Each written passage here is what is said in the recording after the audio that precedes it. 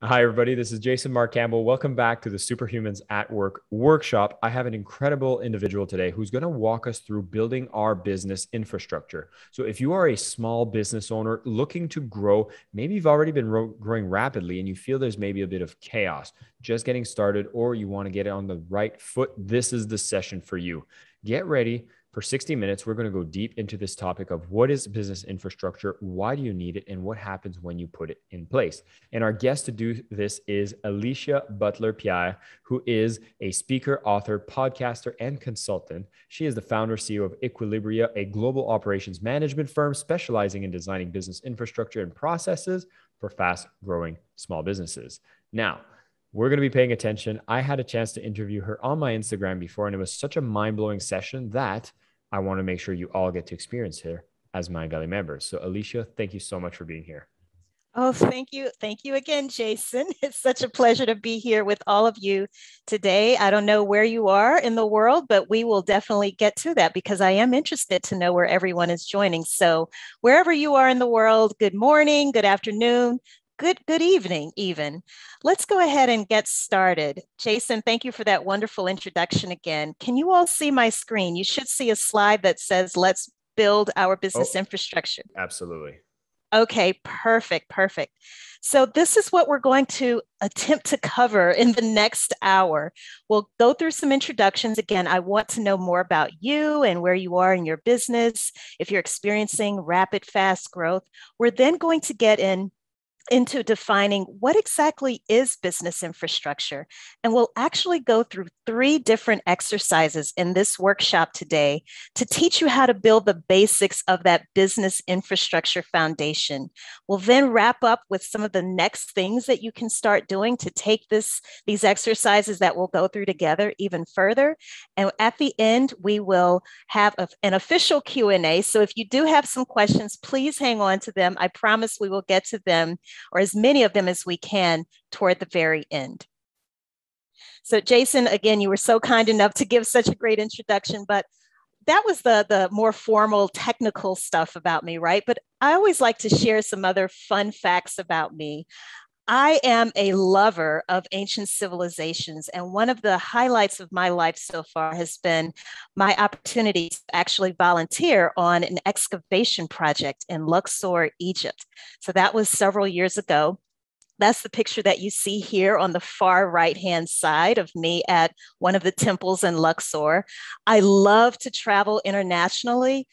Because of the pandemic, I haven't been able to travel that much lately, but one of the last countries that I was able to visit prior to the pandemic was Cuba, which was a real treat for me because I'm American. And for those of you who are familiar with American and Cuban relations, that was a really big deal to be able to go prior to the pandemic starting. So that's this picture that you see here in the upper right-hand corner of the screen.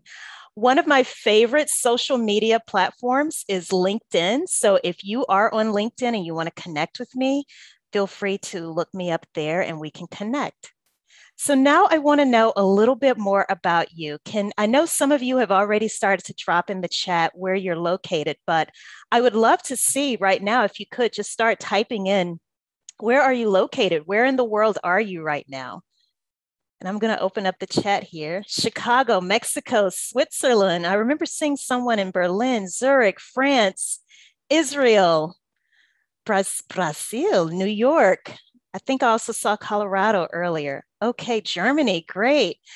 Do you own a business? Yes or no? Just really quickly in the chat. Do you own a business? Okay, perfect. I've seen one person, or at least 2 so far, that have said no, and that's okay because you can still go through these exercises. Just know that the exercises that we'll go through, even if you don't own a business, you can actually apply these same exercises to a project that you may be working on at the company where you may be employed right now. Okay, let's look at the next question here. If you do have a business, how many people roughly are on your team? And let me explain what I mean by that. Not necessarily employees, but are there other people that you work with who might be independent contractors, freelancers, people that you outsource work to? I'm curious to know just roughly how many people are you working with in that capacity? Only me, 5, 3, 5, 35. Wow. 15, 4. Okay, so we have a nice range here, which is great. 10, just me, so a lot of solopreneurs. Last question, the $1 million question. Do you know what business infrastructure is? And it's okay if you don't, because it's going to help me figure out how to structure and frame the rest of this workshop. Kind of. No. Okay. I'm glad I'm seeing the no's, and let me explain why. Because thanks to people like Jason and organizations like Mindvalley, I have the opportunity to share exactly what business infrastructure is. When most people hear the word infrastructure by itself, they automatically tend to think of transportation.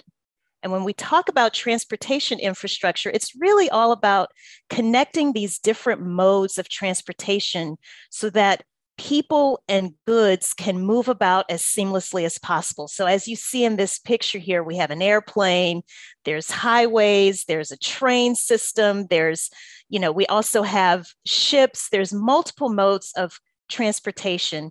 And transportation infrastructure really talks about bringing all of those different modes together, again, so that people and goods can move about as seamlessly and as efficiently as possible. But when we talk about business infrastructure, we're talking about the people, the processes, and all of the different tools and technologies that make up your company. How do we bring all of those factors or all of those key elements together such that if there's a change in one area, you instantly understand how it impacts or affects all of the other areas of your company. So if you need to upgrade a technology, what's the impact that it's going to have on the people that work on your team, as well as the processes and systems that you have in place, and vice versa. If you make a change to a process, what impact or effect will that have on people, as well as the different tools and technologies that you're using? So that's what business infrastructure is. Again, it links your people, your processes, and your tools to form a foundation that allows you and your company to scale in a sustainable, profitable, and a repeatable way. And we're actually going to do 3 different exercises today that form the foundation for building this business infrastructure. So business infrastructure actually answers 4 different questions. What work needs to be done in your company? How is that work actually organized? Who will perform the work? And how is that work performed? That's the actual processes. Now, the exercises that we're going to do, and there's no way we can cover everything in 1 hour, but what we will do is we will actually do exercises that will help you answer the first 3 questions. The what work needs to be done, how is the work organized, and who will actually do that work. So, first question, what work needs to be done? What you see here is a representation of, I want you to imagine if you had all of these index cards and you go through this very rigorous brainstorming exercise. And Jason, and for those of you who happen to catch Jason and I on his Instagram Live, this may look or sound familiar. The idea is to brainstorm every single task or activity that's performed in your business. And for those of you who don't own a business, maybe a project that you're working on or that you're starting to plan and manage, think of all of those tasks and activities and write 1 task per index card. So it's basically 1 massive brain dump. And I recommend, if you do have a team, getting together with your team and having this robust brainstorming exercise. The reason I recommend index cards instead of Post-it notes or sticky notes, index cards are a lot more durable.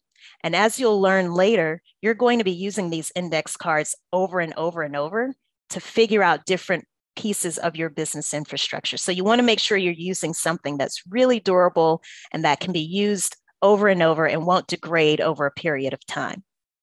So again, imagine you have all of these tasks and activities and you have brainstormed them and you spread them out across this really large table, and you can easily have upwards of 200, 300 or more different tasks and activities that you've identified.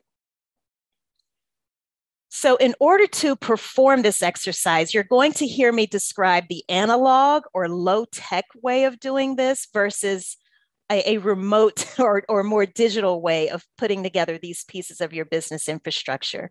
So the analog way is, again, having those individual index cards, maybe even having a Sharpie or a marker that you can actually write these different tasks onto these index cards. There's also a tool that we have at 𝗟𝗏𝘁 called our business parts analysis task identifier. And what it is this really robust list of all of these different topics from which you can start to brainstorm different tasks or activities that you might actually perform in your company.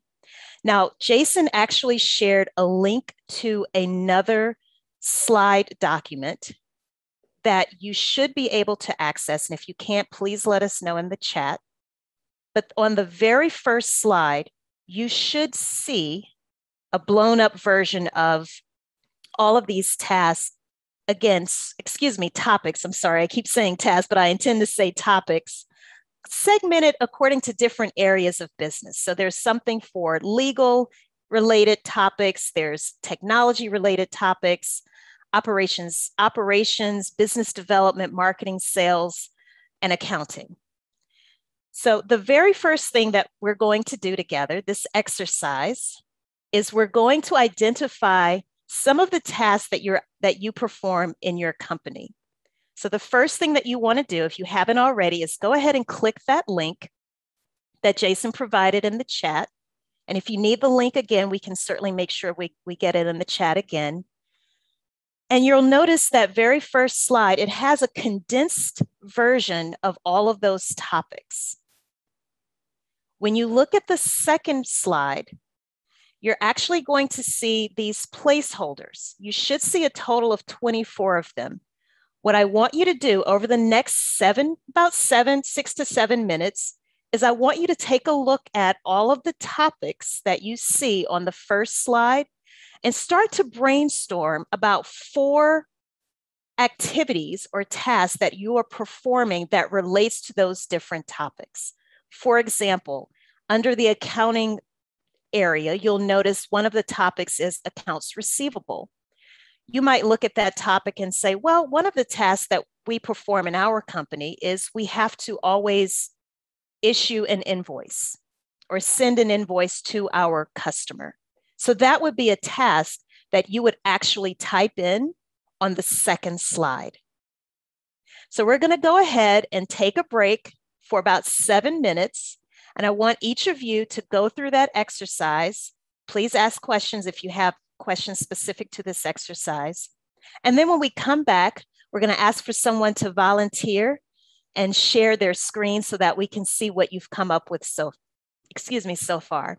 So let's go ahead and break for about 7 minutes, and then we'll come back and look at some of the results that you all come up with.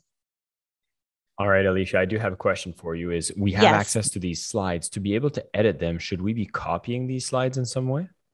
No, you actually should be able to just edit it. You should be able to just double click on the second slide. So wherever it says task identifier, and in fact, I'll just pull it up so that you all can see it.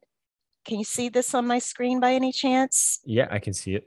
Okay, so you should be able to just click inside of these boxes and literally type out whatever the task or activity is that you perform. Got it. When I clicked on it, I'm kind of viewing it from a Google presentation. So I think I'm supposed to download it to be able to, Okay. So for those of you that it opened the slideshow within Google, because it's actually a PowerPoint, you can actually, I'm going to share my screen for a minute here, Alicia, just to show what's going on. Sure. Because I figured I was not the only one with this issue. So once you've clicked on the link, some of you might not just have a download link. You might actually see can you see my my task list right now? Yes. Okay. So notice I go to File and I click Download, and then I can download it as a PowerPoint right here. So once that's done, then it's going to ask me where I want to save it. I'm going to save, and then I can open it up as a PowerPoint. Here. Sorry about that. And No I thought I was actually doing something good by putting it on Google Slides, because I recognize that some people may not have PowerPoint. Yeah, well, if we have keynotes, we can still open PowerPoint. For those of you who are on a Mac, your PowerPoint can be open within Keynote as well. So you see here, I can already look at the list and I can start copying. So we had returns and refunds. I can see here refunds and start renaming it. So for those of you, I guess we've got 5 minutes left on this. I'm going to stop the share, but you should be able to copy this, and I'm going to post the link to these slides one more time so you can grab it right from the chat. So Sanjay, I saw your question there, so I've posted it here. Everybody should be able to look at those lists of tasks and see which ones is it that we actively do within our business. And I'm going to take a moment to do it as well. Okay, cool. And I'll time us here. Perfect. A question I'd have, Alicia, as I'm doing this is, should I be thinking about how minor versus like macro, micro, like one thing? Great question. You want to think of everything, no matter how mundane or how complex, everything. So literally just start typing out the first things that come to mind as you look at some of these different topics across all of the different areas that you see on that first slide. And don't overthink it. Okay, I'm going with like no overthinking. I'm just writing whatever's coming to my head. And something else to think about also is try to start with an action verb. So if you see the topic refunds, when you type out your task or your activity, it would be issue refunds or issue refund to customer, issue refund to client, or create a refund policy. Those are just some of the different tasks or activities that you can come up with around that one topic of refunds. For example, I have like write emails, right? Yes. Okay. No, that's good. That's great because that's something that has to be done. And it takes time depending on depending on the nature of that email. Crafting an email can certainly take up a good bit of time. Is there music playing? It's really faint. Oh, there it is. I hear it now. That's a nice touch, Jason. Trying. Glad you thought of that.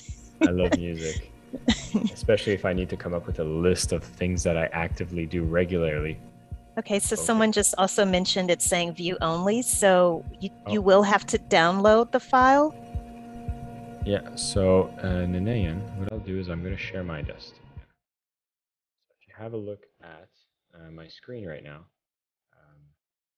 when I see the view only here, I basically can go to make a copy of entire presentation if you want to keep editing on Google, or you can download it as a PowerPoint. I chose to download it, but I'll show an example of what happens if you make a copy.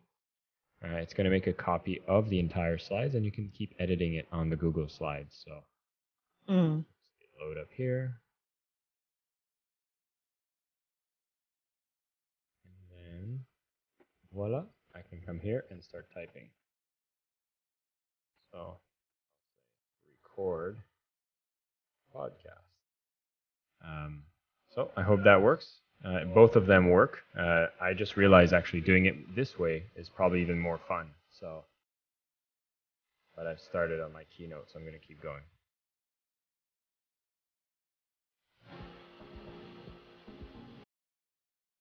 Yeah, can you lower the music a little bit, Jason? Yeah, people are saying it. A second. Okay, that was a little loud.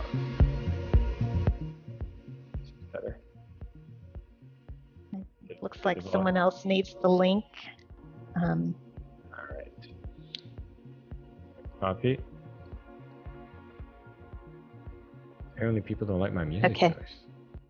Oh, it just, for some reason, it just got really, really loud. Oh, it did get really loud, actually. I felt it. Yeah. But it's so we have about now, 1 more minute. Yes. Yes, it's soft again. So we have about another minute. Yeah, it is a little bit of my Burning Man music, but it works so good to my productivity. Okay, we'll give it 1 more minute, and then we'll have to see who's willing to share their screen and share their results with us so far. All right. Okay, so do we have a volunteer? If you could click the raise your hand button at the bottom of the screen. I'm seeing 4 raised hands, but I'm going to grab anybody. I think Holly, I'm going to bring you in as a panelist. So Holly, I know Oh, there's a few of you. Holly, I saw you pop in, so I brought you in. Let's see here. And can Holly share her screen with us? I think she will be. She's just joining back Okay. as a panelist. Okay. Gail, Elizabetta, and Rima, keep your hand up if you do want to come on live as well to be able to share. So Holly. Good morning. I'm one of those that is just in the beginning phases of starting a business. Haven't left the old and creating the new. And so I was really just kind of brainstorming. Maybe you could just look at what I started with to see what order of importance, because this is all, I don't have any of these boxes checked. So let me see, how do I, let's see, share screen. You should see it at the bottom that it allows you to share a screen. It's like a green button. Host disabled participant. So I think you need to. That's okay. I'll just make you a co-host. So go ahead and share your screen now. Okay. So I'm going to share one. You can see the, oh wait, this is yours. All right, hold on one second. I have it, I downloaded it in PowerPoint. I'm sorry, this was a little wonky. Did you share the entire screen or just the browser? There we go. Oh, there you go. Can you see that now? Yes. Yes. Okay. All right. So I was just taking the, I didn't put it really in any order and kind of ran out of time over here, but to verbalize, I'm in the research phase. I need to create social media. I need to create a website. I need to purchase hardware. So I'm not sure really where to begin, I think. So what I'd recommend to you, Holly, is actually when this workshop ends, go back to this slide and actually put in an action verb before each of these things. So for example, social media. Is it creating a social media plan, develop social media strategy, determine social media posting schedule? So what are all of the things that you think you need to do around the topic of social media? The same thing for business insurance, intellectual property. With intellectual property, there's copyrights, there's trademarks, there's trade secrets, there's patents. What exactly do you think you will need to do, or will you plan to do? And that's why having those action verbs before the actual, because right now these are still just topics and not actual tasks. Does that make sense? Totally. Okay, so for everyone who's listening, make sure if you haven't already, just make sure you go back and add an actual action verb. The other thing I would recommend to you is that you actually, anything that you are not doing currently, that you actually change the font from black to red. And the reason you want to change it to red is because visually it's going to stand out to you as something that you may not be doing right now, but that you recognize you need to do in the immediate future. So thank you for that, Holly. Unfortunately, we have to keep moving forward to the next part of the presentation. So I'm going to share my screen again. And can everyone see this? It now says the question, how is that work organized? Can everyone see that? Okay, perfect. So this is the next question that we want to pose. Now that you've started this process of actually brainstorming all of these activities that you are currently performing or that you anticipate having to perform, we now want to figure out how will we actually organize that work? What is the structure that we're going to put to all of these different activities?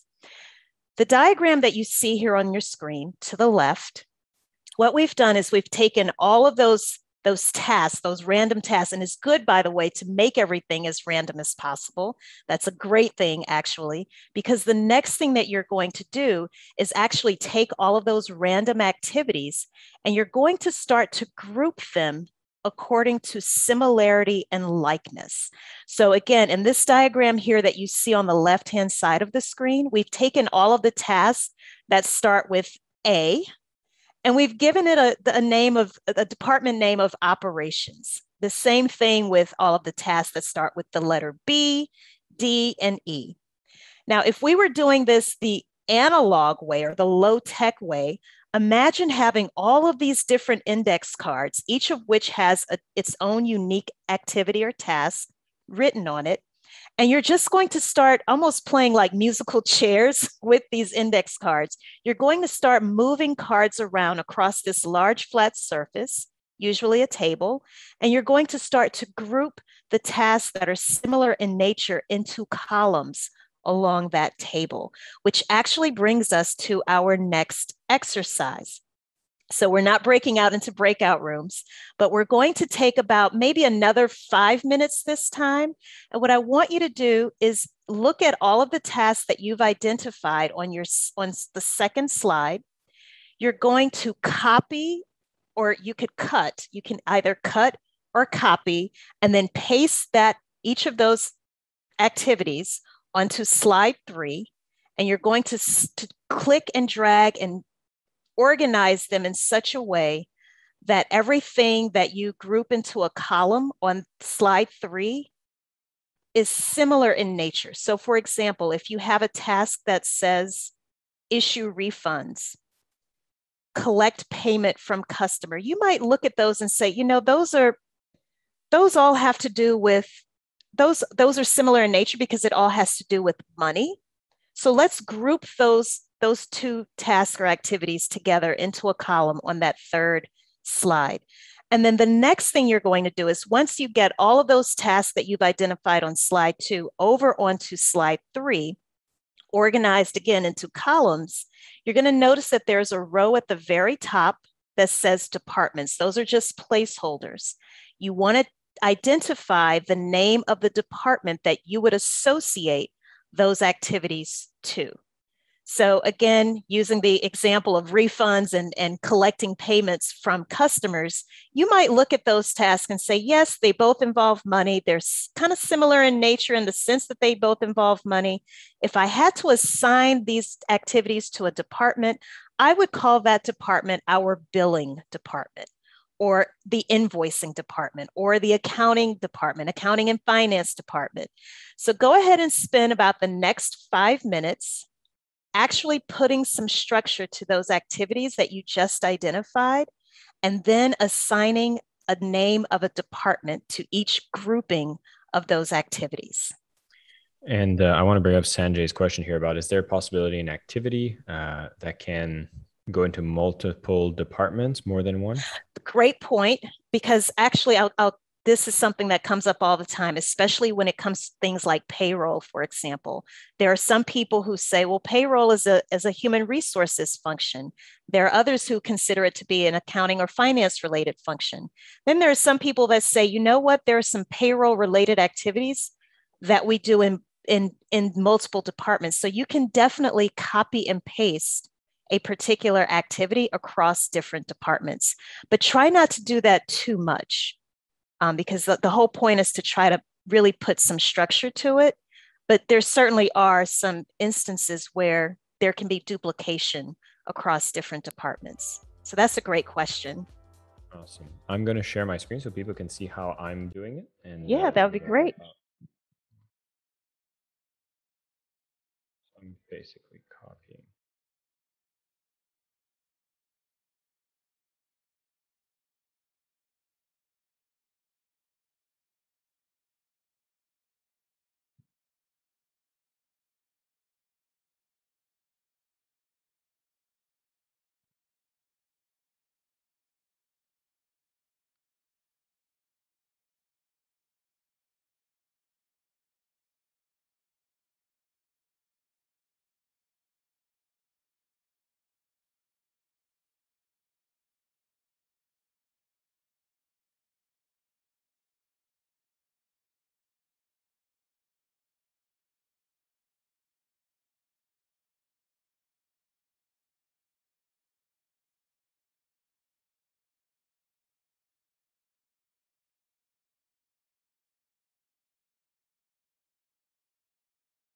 You're really good with this, Jason.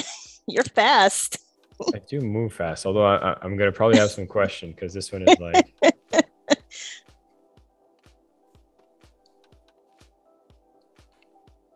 No, this is just the department name, not who's actually performing it. Remember? Got it. Yeah, because I'm Yeah. thinking, like in my case, like I record podcasts, but I haven't thought of outsourcing myself. So, Right. So, but what's the name of that department? Would that be your production department? oh, I see.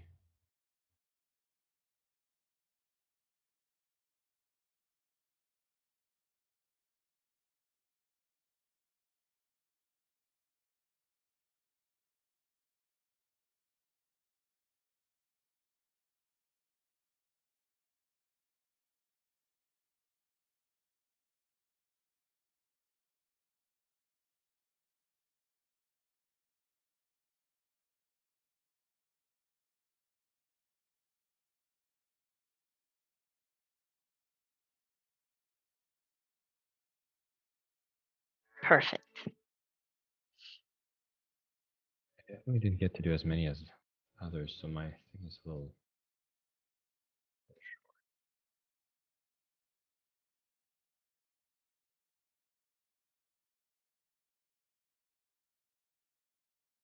I'm glad you did that because that's another point I should have made is that if you need to add more columns or more departments, definitely just copy and paste. Also, if you can rate in the chat from 1 to 10 my music choice for this session, 10 is awesome. I like this song too. I do have a question coming in here from Charlotte. Charlotte, I'm going to bring you on. Possibly this is going to be a place where you can actually share as well, but I think it's going to be a fun question. So bring you in as a panelist.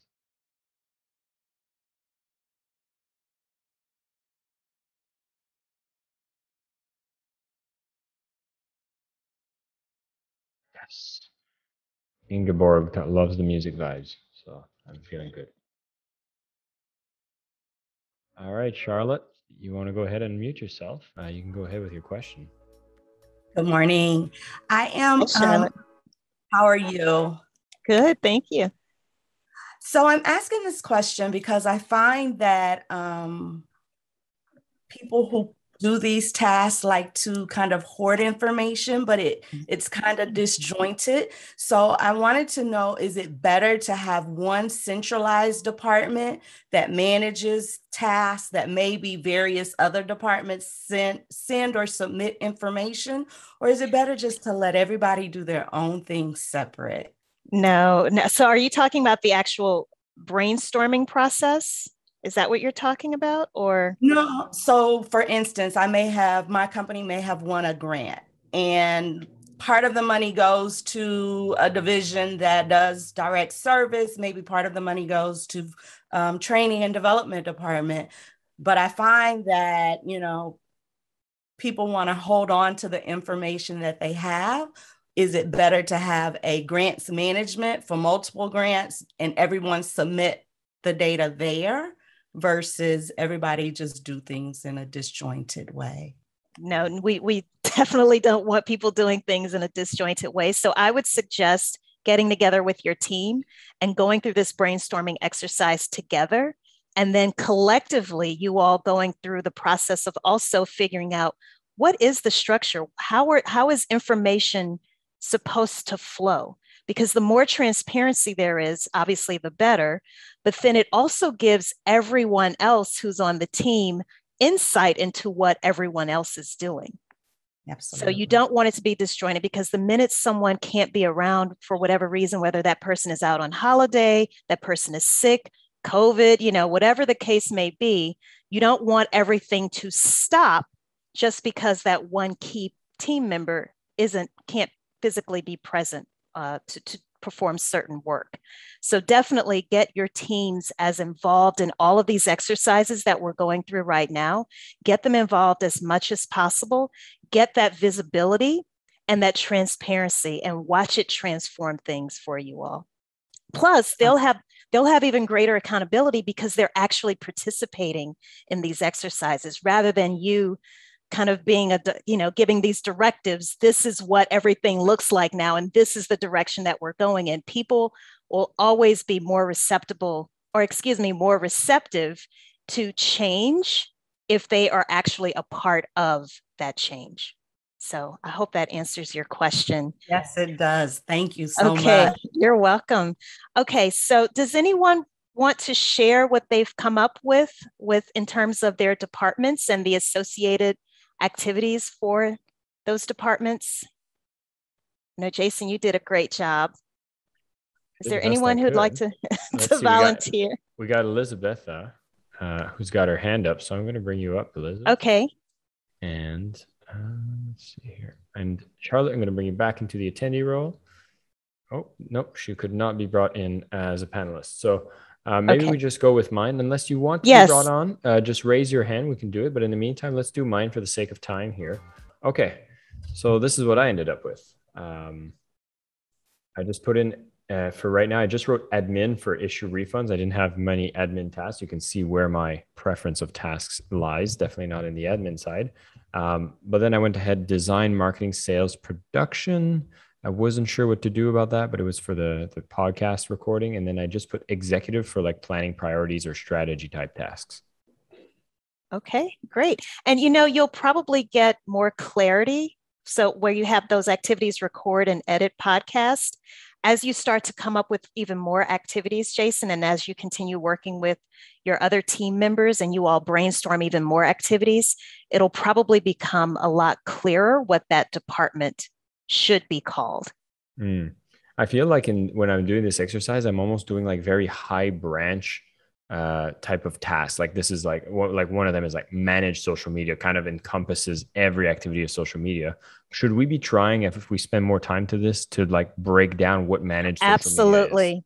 Yes. You want to drill down to the most basic, again, even the most mundane, rudimentary type task.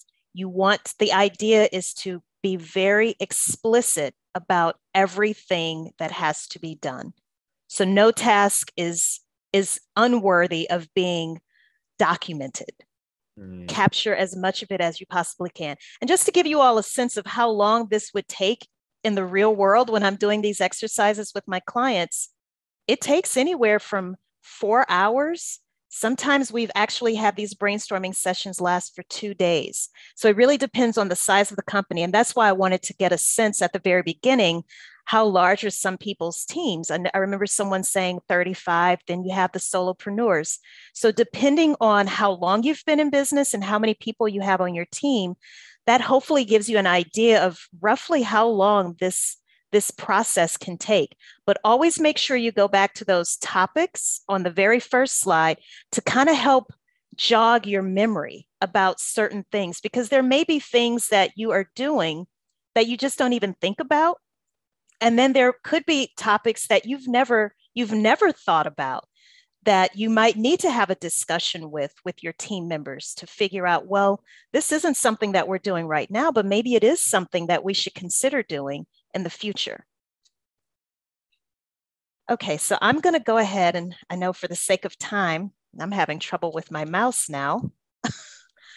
This happened to me earlier. While you do that, I'm going to answer Melissa's question really quick. Okay. We did this while we were starting, Melissa, but to be able to edit the slides, when you're in your web browser, you'll see that it is view only. You just go to File, either download as a PowerPoint or make a copy of the entire presentation. If you make a copy, you'll be able to edit in Google Slides like I'm showing here. And if you make a copy, depending on your platform, I use Keynote, you'll be able to do the edits from there. So I hope that answers your question. Any luck on the mouse? Yes, I have it back. I don't know why it's been doing this lately. Actually, I thought I had that figured out, but I don't. Give me a second here. I'm going to unplug it again. So I need to be able to share my screen with you all again. And it's a no-go. I can't even use my mouse pad. We jammed the computer. But I would be saying for everybody that, yes, there is going to be a recording. I know, Melissa, you were asking for this. While we're working on this technical difficulty, as a reminder of what I've captured so far is having this infrastructure is going to allow you to break down every single thing that you're doing within your organization so you can actually become so clear on how you're going to be able to structure where each of these tasks go in some sort of departmental function. That's going to give you a bit more clarity on the next exercise I know we're about to do. But for now, just remember, take the time to look through the list where you have all these suggested activities that can get you really, thinking about what could be done. And everything that you do, go as granular as possible. And if you come up with one idea, like for example, I had run ads, I could break that down into like run Google ads, run Facebook ads. I would try to break it down into more specific every time. And so I can take one high level item and then break it down into more specific. If there are things that you've written down and you realize it's something that should be done, but you haven't been doing, then you just want to color the box or the text in red so it can stay close to your attention, knowing that it's something that needs to be done, but you're not doing yet. And then you'll be able to blatantly see, oh, there's some functions that need to happen that I haven't been doing. And then as you see all these tasks being put together, you go ahead and group them by department. We're not looking at the people yet. We're just looking at department. And in my case, I had a sales, a marketing, design, administrative department, and I started adding all these tasks there. But the more that you keep doing this, you'll see that it will expand possibly into more departments. You might see the task grow as you start thinking more and more granular of what needs to be done. And this will start organizing a lot of your workflows. Alicia, I am still not having luck, but I do want to make sure we don't slow things down. But you mentioned something very important about the next piece being identifying the people. So if you wouldn't mind, Jason, sharing your screen again back to that worksheet, you bet, or what we're calling a worksheet. Yes. So this is actually the third question that we're aiming to answer. Who will actually do the work? So what I want you to do is take one department from the third slide. So we could, for example, look at your marketing and just kind of copy and paste all of that information over to that particular slide, Jason. Okay, and now what you're going to do, if you notice on the far right, you see some placeholders here, name of role. There's one that's in black, another that's in red, and one that's in blue. You want to type the name, not of the person who currently performs each of these activities, but the name of the role, the role that should, in a perfect world, if you had access to all of the resources that you needed, who ideally should perform the task of running the ads, who ideally should be the person managing social media, and who ideally should be the person crafting or writing these emails. Now, if that person is already in place, or if that role is already filled, you would just keep that title in black. If that position is vacant, you're going to use the one that's where the name of the role would be in red. And then if it's someone, or if it's a person or a resource that's outsourced, you want to type that in blue. And if this is something that you are currently doing as a solopreneur, how would you label that? No. So again, it's ideally who should be doing the work. That's the whole point. You want to get out. Hopefully you want to get out of being a solopreneur, because even if you decide that you still do, for the most part, want to be a one-person operation, at some point you're going to have other people helping you. They don't necessarily have to be employees. It could be other independent contractors that you're working with, other freelancers, other consultants or other consultants, other firms that you work with to carry out some of these different activities. That's who you want to put in either red or blue, if those are the resources that are either vacant or resources that they aren't necessarily, again, employees, but you do have a relationship with these people, and they are the ones who ideally perform that work. The reason it's so important to color code is because it gives you a very visual indication of where the gaps are. So you know how a lot of times we talk about vision boards? Imagine this as being a vision board. It's giving you a visual idea into where the gaps are. And now you will be empowered to figure out, okay, I see all of this red. Who do I start to bring onto the team first? So in your instance, you've identified that there's a need for a social media manager, an email copywriter, and whoever is the person that's going to be ideally the advertising specialist. So those are 3 different positions that are vacant right now. So Jason, which of these, if you had to focus on filling one of these positions right away, which of these positions would you fill first? What would be the priority? What's the highest priority? Feel like social media manager because it would take things off my plate, but I actually would love to introduce an advertising specialist. I think having that would throw some fire in the engine. And if you have an advertising specialist, then you need to start spending ads, which means you need the rest of the business running. So yes, I'll say advertising specialist. Okay. And so for those of you who are watching Jason right now, go through the same mental exercise. Once you start to identify, again, not who's currently performing the work, but who ideally should be performing the work. You know how they always say as entrepreneurs, we wear so many hats, and we know we're wearing a lot of hats. And a lot of times we don't realize it until we do an exercise like this. Now you have a tool to help you figure out how and where you can start delegating. Give away some of those hats. You don't need to wear all of those hats. It's going to actually impede the growth. And I now actually have, I can use my mouse again, Jason. So what I'd like to do, if it's okay with you, I know we're running out of time here and I want to be respectful. I know we have a hard stop. So what I'm going to do is share my screen again. And we just talked through this. So this is actually a real life picture of us, me doing this work with a client. This was from last year. So again, if you are curious to see what this actually looks like using the lower tech or the analog way of doing things, this is just kind of giving you a visual illustration of what that looks like. And this is what we just described, Jason. And I apologize, we have to go through this quickly. We're not going to be able to actually take out time so that everyone else can do this. But I do want to make sure that I don't leave you all hanging without giving you this most critical piece, because you may be wondering, why on earth are we doing all of this? We have these stick figures, we have these index cards, we're moving stuff around. What is the purpose of all of this? One of the first outcomes of going through all of these exercises is you now have really transparent information that you can start to put into your company's job descriptions. And here's the catch. You're going to have a job description, not just for employees, but for those independent contractors, those freelancers, those other outsourced consultants that you're working with. This now gives you a layer of transparency and visibility that you may not have had before. So if you look on the right-hand side of the screen, you can see here some of the core elements of a really detailed job description. So everything from having your company's logo to describing what the role actually is, a description of your company, the responsibilities and special projects. This kind of goes back to 𝗟𝗲𝘁. You'll notice there's a star next to responsibilities and special projects. So one of the other things that I'm going to leave you all with is a template for a job description. And Jason, if you wouldn't mind adding that to the chat really quickly, I'd really appreciate it.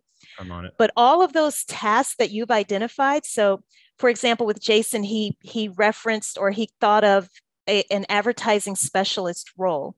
Jason is going to have a job description specifically for that advertising specialist, and all of the activities that Jason has assigned to that advertising specialist will now make its way into this job description under the responsibilities section. For special projects, 𝗟𝗲𝘁, this is where you come in. Anything that you've identified as a task that needs to be done but isn't currently done, and so therefore it's in red, you'll just put that as a special project. Let me tell you why that's important. Because as you start to interview people to fill these different positions, it's important to let them know these are certain things that we already have in place. We already have processes and systems and different technologies and tools that we're using to perform these tasks. But these are some other things that we recognize need to be done, but we aren't currently doing them. And when you come on board, you're going to help put some of these things in place so that they go from being in red to being in the black.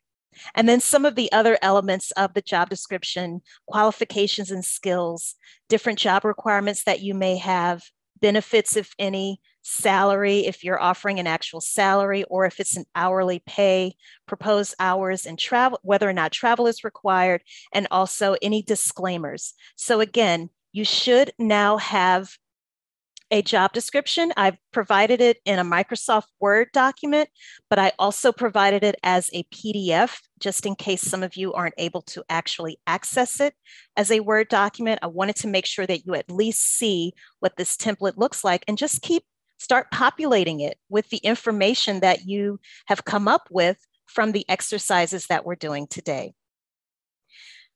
If you want to know what the whole picture looks like, we've only covered a very tiny fraction of the business infrastructure. So if you look at this diagram here, we've done everything on the far right-hand side. So where you see the number 1, those little wheels that you see in color, that's representative of all of the activities that you have identified. You then organize those activities into departments. Here we're showing 4 different departments, and they're color-coded. The next thing you've done is you've identified the roles that should perform these different tasks within those departments. But then from there, you can create your job descriptions. If you look at number 2, you can create an organizational chart, because now you know the departments and all of the people that make up your company. You're then in a position to come up with how to best lay out your workspace. Even for those of you who are solopreneurs and you may be thinking, it's just me, I'm just in my one home office, you can still create zones within your office based on the departments that you have identified. Number 5, that's representative of the processes. So that's answering the 4th question, how is the work performed? Again, now that you know all of the activities performed or to perform within each department, you can then further group those activities into specific processes that can then be documented and shared with other people so that they will know how to actually perform the work. And then lastly, we have here at the bottom, your physical as well as your digital records management systems. And just to build on that piece a little bit more, I don't know how many of you may be familiar with some of these tools here that are on the right. There's Notion, Asana, Monday.com, there's Trello. The reason I thought it was important to bring this up is because a lot of us are using these tools now. My team and I, we use Notion. And I just wanted to share with you all a screenshot of what Notion looks like for us. We've actually organized everything in our Notion page according to the departments of our company. So there's 7 departments: operations, marketing, accounting, so forth and so on. You can do the exact same thing because now you know what those departments are, and it's just going to make everything that much easier when you're using these other platforms to figure out how to structure and organize your information. Lastly, some immediate next steps. Also in the worksheet slides that you have, you're going to notice there's a link to a free chapter from my book. It's going to tell you in even greater detail how to perform all of these exercises that we just did today. So that's available to you for free. Just click the link that's in that slide. The next thing that I would recommend after that, if you read that chapter, you like everything that you see, you like the fact that it's very detailed and it's a true how-to book, I definitely would encourage you to just go ahead onto Amazon and buy the actual book, because then you'll know exactly how to build out all of those other elements that we saw in the diagram before. And then lastly, if you want to schedule a one-on-one consultation with me, I would welcome the opportunity to have a conversation with you. So there's also a link on how to book a free 15-minute discovery call with me as well on your in that worksheet on one of the last slides. I'm so sorry we're having to rush toward the end here, but I do want to make sure that I thank all of you for your time today. Thank you for your patience as we work through some of these different technical difficulties. Again, feel free to reach out to me across some of these different social media platforms. If you have a quick question, or if there's a question that you pose in the chat that unfortunately I'm sure I won't be able to get to, please by all means reach out to me that way as well. And lastly, a few more other goodies that I've provided for you all in those worksheets. There's also a link to a HubSpot article that I recently wrote that talks a little bit more about business infrastructure. And if you would like to be a beta tester on a free a free beta tester on a stick figure product that we are about to release early next year. There's also some information in the worksheets as to how you can sign up to be a beta tester. So Alicia, we have 1 minute left. I'm going to jump in right now and just say thank you so much. And for everybody, we will have all of these attached to the replay, which will be uploaded very shortly. All the files will be attached with that replay, so you're not going to miss out on anything. I know I need to leave to open the call for the next session that's happening. So Alicia, thank you so much. And well, thank you. For everybody, go into those slides, go and book a call if you want to go and discover this further. It's such a powerful system. I know you're going to highly enjoy it. And Alicia, again, thank you so much for your time. Sorry we had to rush, but I really need to close this right now. So much love to you and to everybody who was here. This was a powerful session. Thank you. Thank you. Thank you, everyone.